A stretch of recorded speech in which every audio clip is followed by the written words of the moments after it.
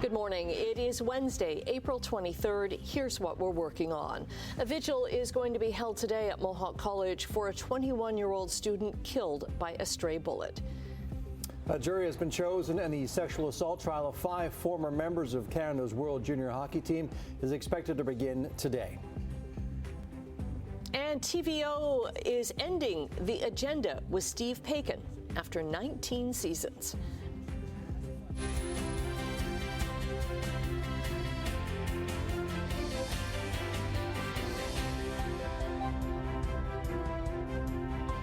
Thanks so much for joining us. It kind of feels like a weekend with you here. Adam, welcome to the weekend, everybody. For the rest of the week. The worst part is you still have to get up and go to work. What are we doing here, Annette, if it's the weekend? I don't know. Yeah, I don't know. It is Wednesday. It is Wednesday. Okay, all right. Wednesday. Got to get that into my head here. Yeah, 23rd of April. And we're getting closer and closer to sunrise at 6 o'clock now. Yes, very nice. Yeah, and we will see the sunshine for the day today. It's going to be a nice, bright, sunny day and a milder day. Actually, yesterday we got to a seasonal daytime high of 14. Today, we should hit 17 degrees. Tomorrow, we'll get some sun. And we'll hit 25, actually, with a humidex of 27 for the day tomorrow. So it's going to get warmer, but it's going to become unsettled as we head toward the end of the week. But yeah, Wednesday, sunshine, and 17 for the day. We're sitting at 4 right now. All right, looking at traffic. 403 Waterdown Road, that is our exclusive camera. It has been very slow through here, and it's picking up a little bit right now. Let me go to our MTO traffic camera, and I'll show you why. A little further along, this is the 403 west of King. This is an MTO traffic camera. We have a disabled vehicle a little further along. What you're looking at there is the blocking vehicle for that. So that's what's causing the slowdown coming out of Hamilton, heading toward Brant Street. Otherwise, we go back to Nikola Tesla Boulevard toward the Skyway. Not a lot to see. Top of the Skyway is doing fine. So nothing happening in traffic so far except that one minor problem.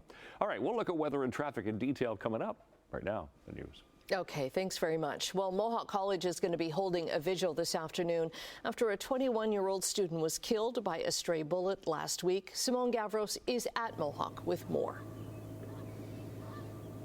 And at the vigil for Harsimrat Randhawa is going to be here at the Mohawk Student Association Plaza, just here right behind me. It's going to start at noon later today, and it's open to students, faculty, as well as the public. Now, later today, I'll be speaking to Katie Burrows. She's the VP of International Students for More. She's going to be speaking at the vigil that's taking place later today. Now, the community across Hamilton continues to mourn after Harsimrat was hit by a stray bullet last week on Thursday while waiting for the bus on Upper James Street. Flowers now cover the bus stop where the tragic death happened. Another vigil held on Sunday saw family, friends, and community members gather to remember her. She was described as innocent, vibrant, and full of promise, and her uncle says that she loved making food when she would come over. She worked at a nearby McDonald's and was studying physiotherapy at Mohawk. Her life and future were cut short last Thursday. Police continue to investigate after an altercation led to someone in a black Mercedes SUV firing shots at a white sedan. One of the bullets hit Randhawa in the chest, and she died of her injuries in hospital. Hamilton police are going to be holding a press conference later today to give an update on this ongoing investigation that's going to take place at 10 a.m. For now, things back over to you, Adam. Thank you very much, Simone. The lawyer for the woman charged with killing an OPP officer in Hagersville is set to make their closing arguments today. This comes after emotional scenes in a Keoga courtroom yesterday, where Constable Greg Prashala's body cam video was played again before the jury. Guys, I'm giving you a heads up. My body camera's on, so everything's audio and visual recorded, okay?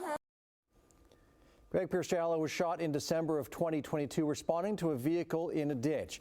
Both Randall McKenzie and Brandy Stewart Sperry have pleaded not guilty to first-degree murder. The Crown told the jury there's overwhelming evidence, including video showing McKenzie as the shooter, and plenty more evidence that suggests Stewart Sperry is just as culpable. Prosecutors say the pair had crashed a stolen vehicle and knew police were coming. McKenzie's lawyer pointed to witness discrepancies, saying the shooter wore a different jacket, had different tattoos, and yellow, rotting teeth. Details the defense says don't match McKenzie. The sexual assault trial of 5 former members of Canada's World Junior Hockey team is expected to start today. Dylan Dubé, Carter Hart, Michael McLeod, Cal Foote, and Alex Formanton are charged with sexual assault in an incident that allegedly took place in London, Ontario in June of 2018. McLeod faces an additional charge of being a party to the offense of sexual assault. All 5 pleaded not guilty in court in London yesterday as the jury was selected. Well, as Conservative leader Pierre Poilievre blames the Liberals for the deficit that's forecast in his election platform, Liberal leader Mark Carney accuses Poilievre of using phantom numbers. And NDP leader Jagmeet Singh claims both of them are planning deep spending cuts. Right, we are inheriting a very large Liberal deficit. It's actually $46.8 billion right now under the current Liberal government.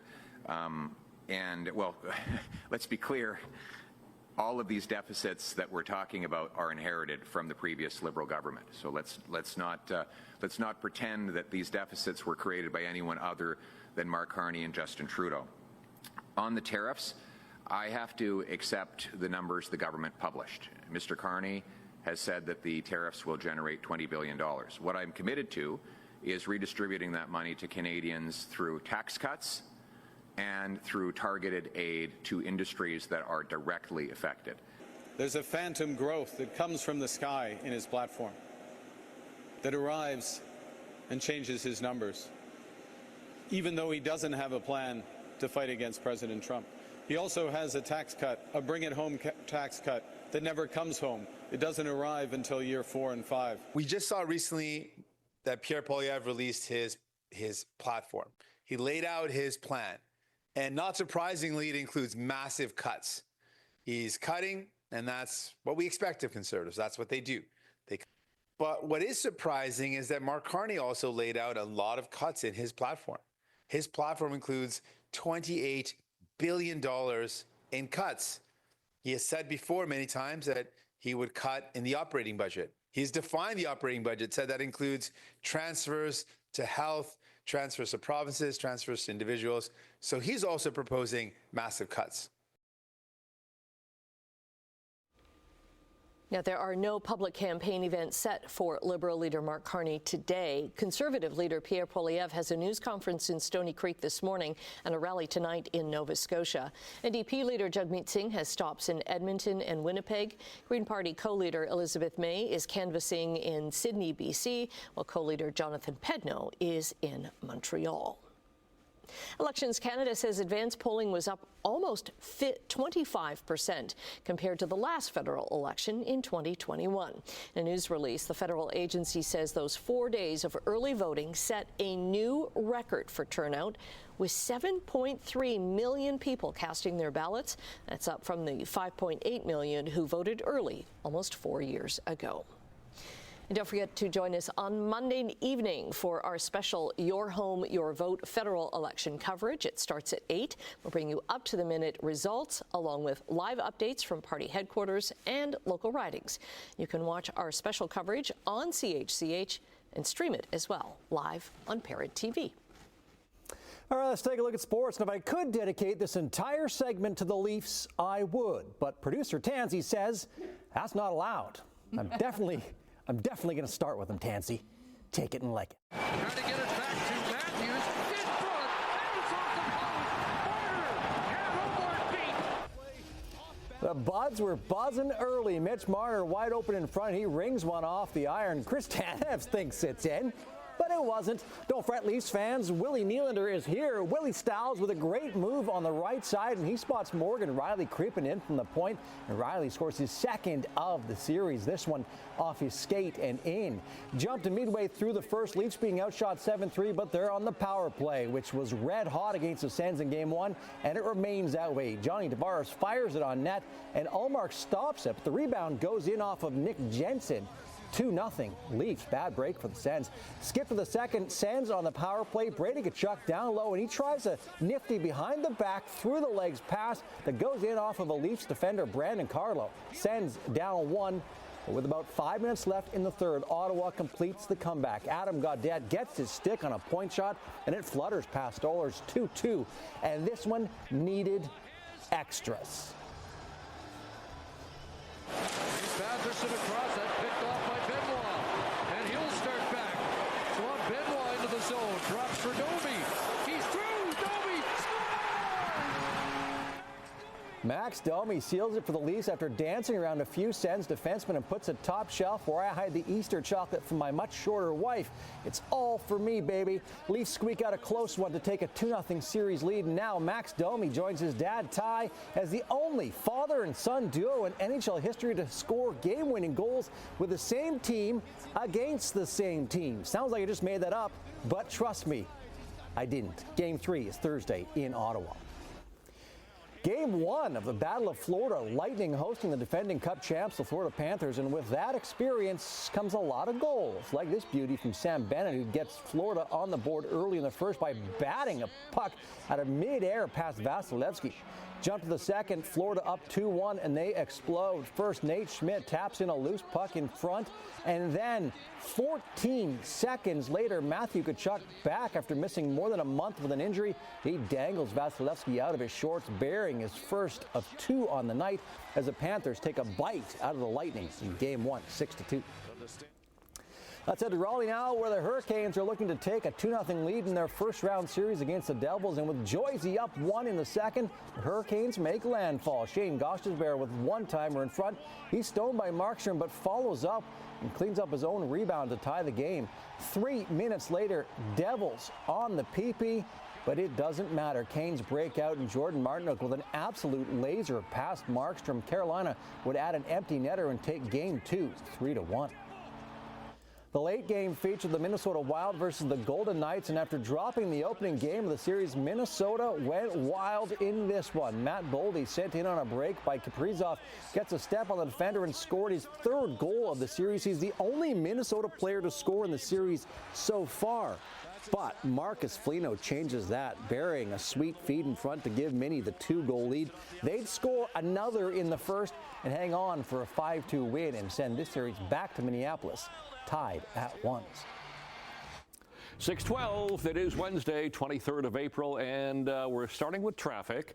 It looks slow right there, doesn't it? Yes, it is. It's a little bit slower than it normally is this time of the morning. That's our exclusive camera around Waterdown Road, and we'll go to our MTO traffic camera, and I will show you why. And it's because a little further along, this is the camera just west of King, an MTO traffic camera. We've got a disabled vehicle. That's a shot of the blocking vehicle right there. So everybody's got to squeeze over to the right lanes to get around that disabled vehicle. Otherwise, hopefully that'll get cleared pretty quickly. Back into St. Catharines, QEW Glendale, nothing to see. Nikola Tesla Boulevard toward the Skyway, all doing fine. We flip ahead to east of Royal Windsor. This is around the Ford plant, all doing nicely. Nothing to see as far as traffic is concerned on the QEW right now. QEW at Etobicoke Creek looks good. Let's get to our temperature right now. We have actually bumped up by a degree here. Sun's not quite up yet, but it will be shortly. It is 5 degrees right now. The winds are, well, from the north-northeast still fairly light at 14 kilometers an hour. We do have a partly cloudy sky, and we are going to see the sun for the day today. It will be a mix of sun and clouds, but it will be mild. That's above seasonal for the day. 17 degrees will be the high. The winds will be fairly light, so a pretty nice day today, and it's all because of that ridge of high that's just to the south of the Great Lakes at the moment. But as it moves to the east, we'll get a more southerly flow behind it. That's going to pull in a little bit more heat, particularly for the day tomorrow when it will be warm. Some areas tomorrow could get some showers or thunderstorms, particularly Peel, Toronto, Guelph, and Kitchener. But the rest of us, we're looking for sunshine and mild temperatures. So today, milder than yesterday, 15 and 14 for Niagara, 17 and 18. Well, Burlington's going to struggle with that wind off the lake at 12 degrees, but 17, 16 for the rest of the Horseshoe. Tonight, above seasonal, 6 degrees for Hamilton, 4, 5 for Niagara. There's that chance of showers, thunderstorms tonight for Peel and Toronto. And then tomorrow they'll linger in the morning, but then start to clear. Again, mainly sunny skies. Look at Hamilton, 25 degrees tomorrow, humidex of 27 degrees, and there's that early instability for Halton, Peel, Toronto. So stepping out the door this morning, it's not bad actually. Sun is just about 10 minutes from coming up. Partly cloudy, light winds, and 5 degrees. Long range coming up. Annette, Adam. Okay, just after the break, Elon Musk is now going to focus less on U.S. government issues and more on his EV company. We'll tell you why in a couple of minutes. Coming up on 6:17 on your Wednesday morning, in overseas trading, the Canadian dollar is up another dozen points to 72.39 cents U.S. Now, gold has dropped more than $88 an ounce this morning. It's not seen as having to be that safe haven this morning because Donald Trump has hinted at lower tariffs for China, and he's backed off from threats to fire the chair of the U.S. Federal Reserve. Crude is up this morning, $1.15 to $64.82 a barrel. Checking midday trading in Europe, markets are up triple digits across the board: London, Frankfurt, and Paris. Markets in Asia were up today in Tokyo and Hong Kong, but down just a bit in Shanghai. TSX closed nearly 300 points higher yesterday. The Dow added over 1,000. The Nasdaq was up 429 points. U.S. stock futures are extending their gains in pre-market trading this morning. Elon Musk admits he's now going to focus less on Washington and more on Tesla. Here he is speaking at a conference call with Wall Street analysts.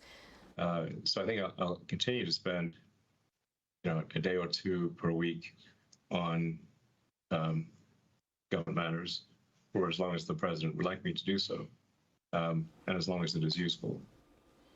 Tesla's first quarter profits plunged more than 2/3 amid a boycott of the EV company.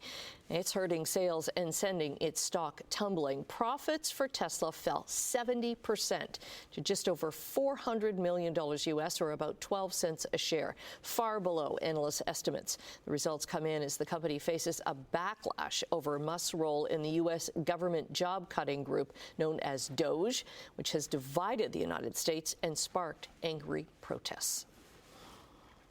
In the meantime, U.S. President Donald Trump is walking back on his word after repeatedly criticizing Federal Reserve Chair Jerome Powell. I have no intention of firing him.